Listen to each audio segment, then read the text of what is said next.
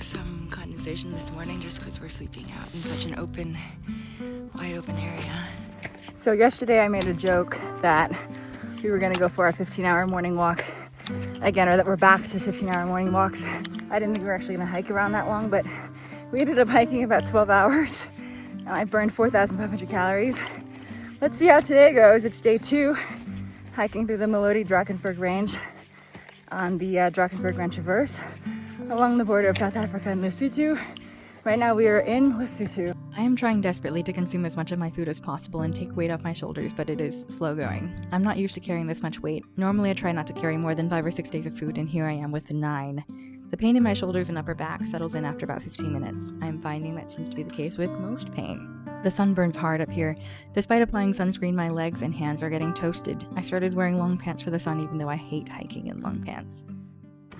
The first time I filtered water on any trail was in Patagonia, and I think I just got water and picked up. My sister was taking video of me, and that's when I was really a tourist. I was like, oh my god! I'm really just drinking this water! Well, that's like literally how everybody has done it for all of time. Yeah. See those ears? Let's see them. Nice. Oof. Looking ears. So we've just made our way across that whole plain. There's Cam and our guide. There's Dan and this gorgeous view. Wow. We are all working hikers, so when we climbed a side quest up Mafadi Peak and unexpectedly found cell service, some of us scheduled posts and exported videos. I checked email and reviewed a contract.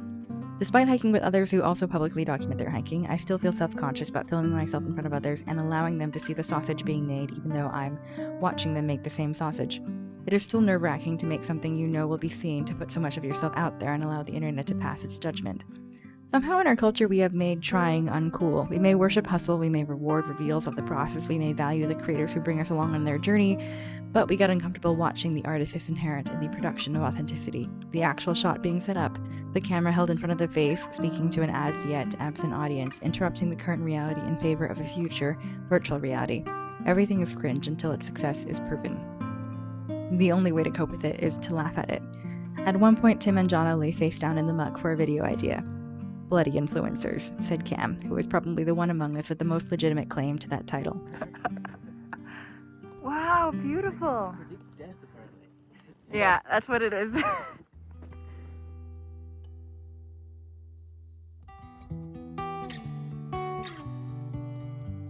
Throughout the day, we came across many Basotho shepherds, so many in fact that we began running out of cigarettes to give away. We are essentially crossing their grazing territory, and cigarettes are a small tax for the privilege of passage. At first I was shy about taking photos of them, but they seemed to relish being on camera. They wear wool polyester blankets pinned like a cape and rain boots with very little tread. Most of them have balaclava-like head coverings of wool and often a straw hat for the sun. We are told not to give them any snacks with wrappers because they won't go to town or access the trash can for the entire summer. The shepherds we met range in age from 15 to 26. While up in the Drakensberg Mountains, they'll subsist on pap, which is a kind of cornmeal porridge, foraged fruits, and occasional livestock. There are no trees or wood to burn up here, so they burn the bushes and peat for warmth.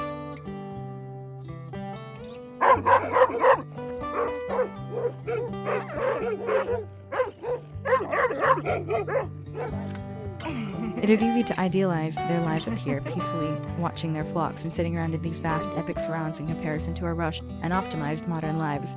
A lawyer measures time in 6-minute increments. If we are all renting out time for money, the shepherds have no need to rush because their time is literally worth less.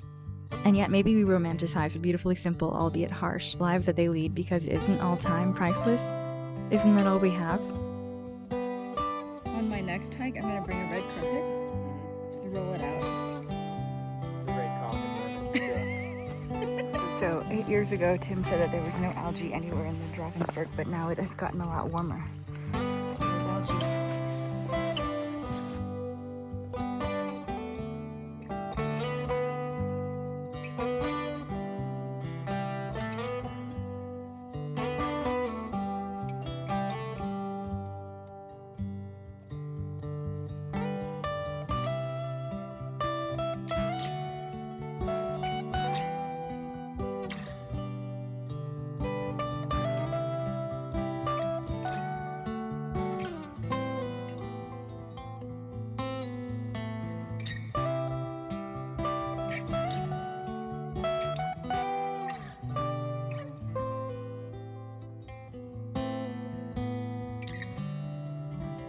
At camp, we saw curtains of clouds descending upon the cliffs, so I've set up prepared for driving wind and rain.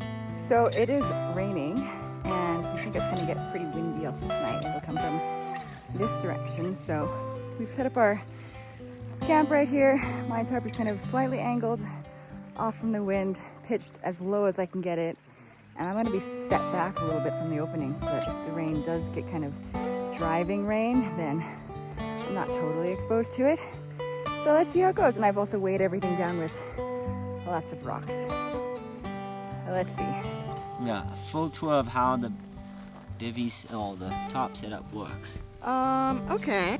You put your first pole as low as you can get it, and then you stake that out, and then you stake out the ridge line of the other side, also as low as you can get it. That other side needs to be slightly lower than this side. Then you want it to be low enough that like you can sleep here comfortably without the tarp touching you, because the tarp is going to be wet.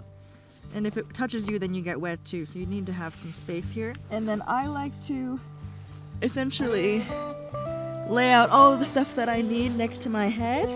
Right now it's kind of messy because I've been taking things out, but I put all of my stuff into here so it's a little like pillow. And then down there is my pack, and currently it's a little higher than it would be when I'm camping because I'm eating out of it.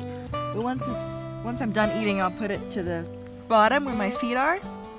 And that my feet will go on top of the pack. And then I'm also on this torso length sleeping pad here. So then my body is off the ground, which is helpful, especially if it's really wet on the ground. It just gives you a little bit of a raft. And then you want to kind of sit. I mean, right now I'm sort of resting, so this is not really the place that you want to be sleeping, but you want to be sleeping like set back in here. So you want to be sleeping like maybe, I don't know, what is that, 1.5 feet in? You want to be shorter than your tarp so that you have room both ends, where if the rain is coming in, that it's not going to hit you, because the rain is going to come in. But hopefully if you're pitched low enough, then it has to be really driving rain, like horizontal rain, to get in. Worst case, you can put a rain skirt or something over your head if it really is that bad, which I have been in that situation before. And then you want to pitch the sides out quite low as well, so that the rain is not like coming in the side, and also that it is taut so that the rain rolls off of the tarp and drips off of here. I have on occasion built a moat as well, so like just digging out the whole area if I need to, so that the rain is not coming down and then rolling in. And then you can see that each of the stakes here have been locked in with, every single one has rocks on it, because I have made that mistake before. The stakes that I have are pretty small, so it can get pulled out, and then if it's pulled out, then, because you know, this is basically like a giant sail, right? So if the wind does get in, then it's gonna have enough power to pull out the stakes, especially the ones that are gonna be in the wind. So this one, and that one.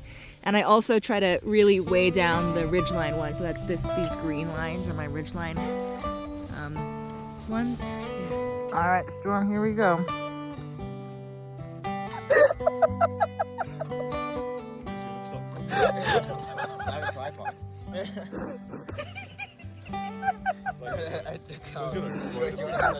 Let's see how it goes. See you tomorrow.